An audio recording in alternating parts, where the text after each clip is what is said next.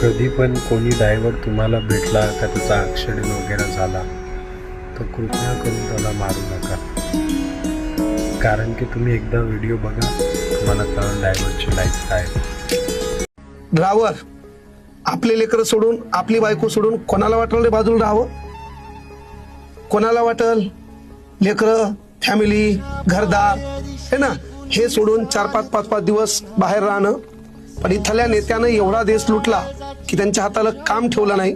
आणि काम न ठेवल्यामुळं काल का घरदार सोडून दिवस रात्र बाहेर 15-20 हजार रुपयावर काम करणारा हा ड्रायव्हर.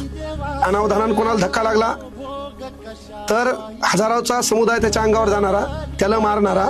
44°C गाडी जेव्हा पंक्चर होते तेव्हा त्याला टेपणी लावताना, जाग चढवताना, त्याच्या अंगातून घामाच्या धारा वाहताना कोणी पाहिल्यात का?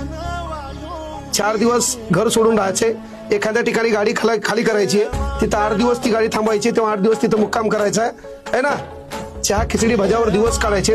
कुठंतरी त्या गाडीमध्येच एखादं बघू नये, त्याच्यात भात शिजवायचा आणि खायचा आहे. कारण पगार 15,000 आहे, त्या 15,000 लेकरं आहेत, त्या 15,000 पोरगी आहे, त्या 15,000 बायको आहे. घर चालवायचंय, कुठंतरी एक रूम केलेली आहे, त्या रूमचा किराया आहे.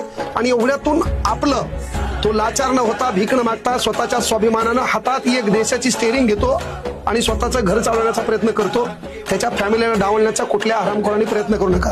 रीलच्या माध्यमातून व्ह्यू वाढवण्यासाठी तुमच्याकडे करोडो विषय आहेत, पण त्या विषयाच्या माध्यमातून एखादा ड्रायव्हर असेल, जवान असेल, यांच्या फॅमिलीबद्दल बोलण्याचे कृपया प्रयत्न करू नका.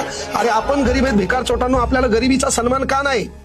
एखाद्या ड्रायव्हर म्हणूनच नाही, जो काम करतो, स्वतःचं घर सांभाळतो, स्वाभिमानानं जगतो, त्याच्या फॅमिलीबद्दल बोलताना आपल्याला थोडी लाज का वाटत नाही?